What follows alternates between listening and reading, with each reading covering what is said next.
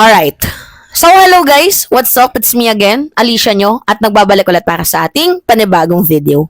So, i-debunk lang natin itong pinapakalat na fake news ni former President Duterte kasi malinaw po na yung mga pinakita niyang documents mga minamahal, maipapasok natin sa falsification yun.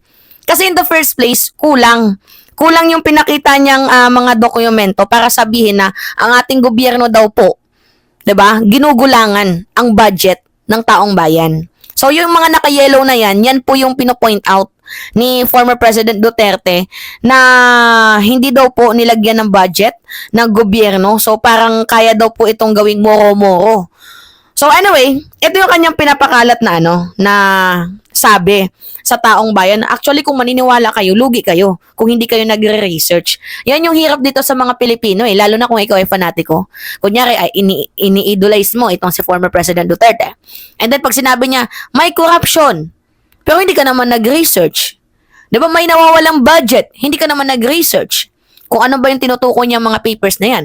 Usually, yung magiging mindset mo, kailangan patalsikin yung bangag na administration.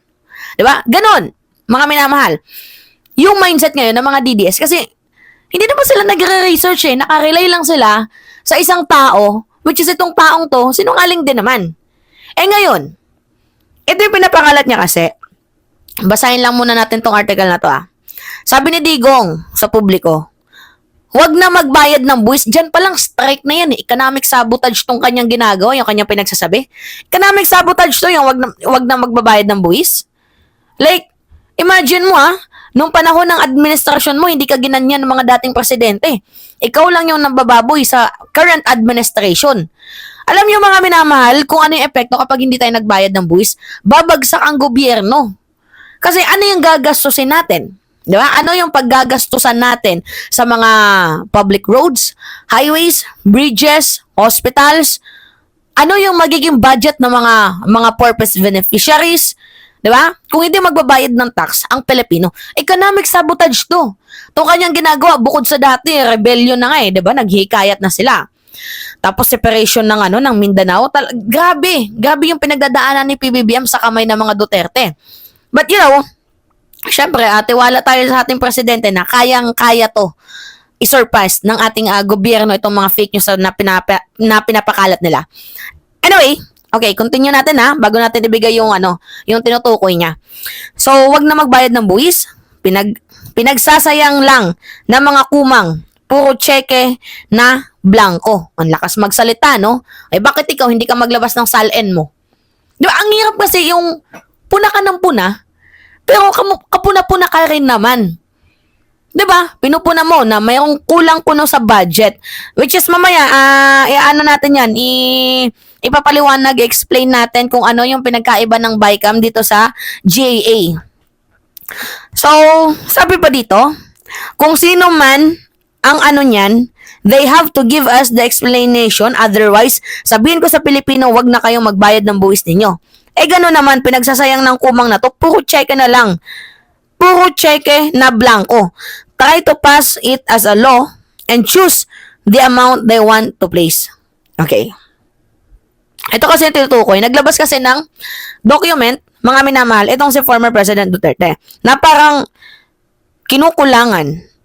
Mayroon pong budget na nawawala.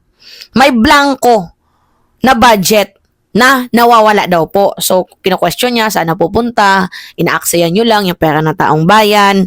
Kasi mga minamahal, ang punto dito, bakit putol?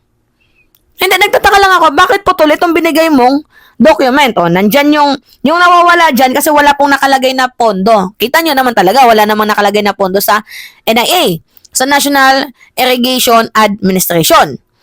Tapos dito sa PCA, sa Philippine Coconut Authority. Tama ba? Kung National Irrigation Authority or National Irrigation Administration. Basta yun. National Irrigation na lang. Nawawala kasi yellow. Tapos yung PCA, yellow din. Kaya hindi i-total yung total na budget.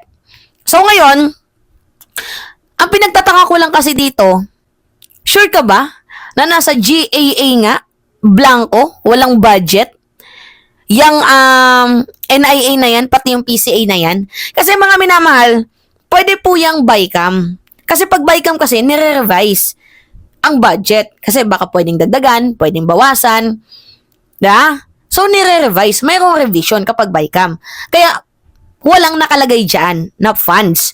Pero kapag pinuntahan nyo, mga minamahal, yung GAA, kasi yung GAA, doon makikita natin, may permanent na presidente eh. Diba? Kapag pinuntahan natin yung GAA, ito may papakita ako sa inyo. Kasi yung article, yung pinakita na Digong, scratch lang kasi yan. Scratch. Kumbaga, okay, ito, wag mo natin nalagyan ng funds kasi baka may kailangan pang idagdag. Pwedeng ganun eh. Scratch. Pero, puntahan ninyo yung link, 'di ba?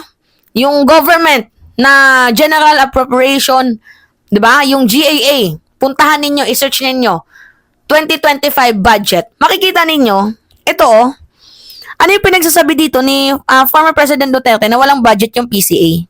Yan may nakalagay dyan, nakikita nyo naman na magkano? 1.2 billion. 1,290,997,000 pesos yung budget. So, ang pangit kasi dito, kapag hindi kayo nagre-research, tingnan nyo, ito, may legit document tayo. Kasi, sinearch natin eh. Punta lang kayo sa GAA, sa budget for 2025, makikita nyo lahat ng budget doon. May perma ng ating presidente. So, ngayon, dito naman sa sa National Irrigation Administration. Magkano yung budget? 63 billion. So, ano yung sinasabi ni former President Duterte na mayroong nawawala? Wala pong nawawala, mga minamahal. Yung pinakita niya, I think, scratch lang yun. Doon sa BICAM kasi mayroong revision na nangyayari. Yan kasi yung mahirap dito kay former President Duterte. Yung parang sineset niya sa mind conditioning ang mga Pilipino. 'Di ba? Na nagpakita lang siya ng tapos sasabihin na ay walang budget, ginugulangan tayo. Like parang lakas maka-fake news, falsification 'yun. Yung ginawa ni former President Duterte, mga minamahal, falsification 'yun. Simple lang naman kasi yung mag-research. Ang problema, hindi pa nila magawa. Yan yung nakakainis at nakakaurat. 'Di ba?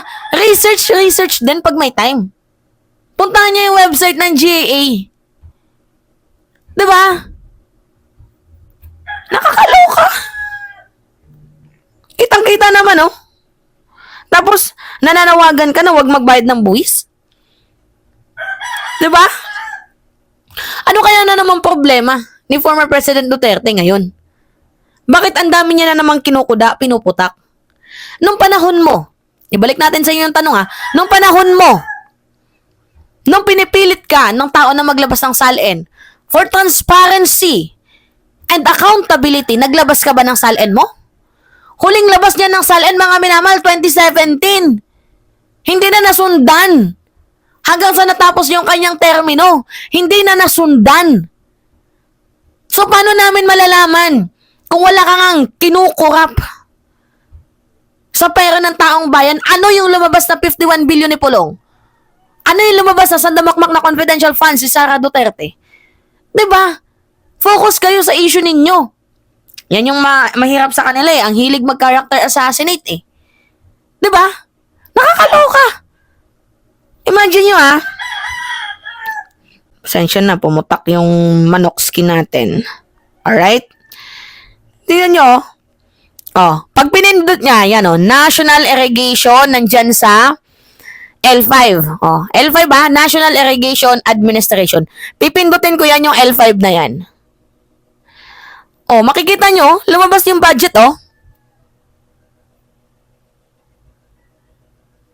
Diba? Gets nyo yung punto ko? Pag hinanap nyo naman dito, mga minamahal, yung Philippine, nasa na ba yun? Pinakita ko na kasi sa inyo yung budget kanina, mga minamahal, dun sa Philippine Coconut, Diba? Hanapin nyo na lang dito sa article na to. General Appropriation Act of 2025. Diyan lahat Kung merong mga nagkukulang, hanapin nyo dyan. Nandyan po nakalagay, mga minamahal, sa volume 1B. Diyan nakalagay. Hanapin ko nga. XX. Ito. Philippine Budgetary Support to Government Corporation. Nandyan siya sa 36. 36 kasi 10, 20, 35. 36 siya. Tapos, Department of Agriculture A2. O, yan o, A2. Okay? Ngayon, kung pinutin natin yan. Wait lang.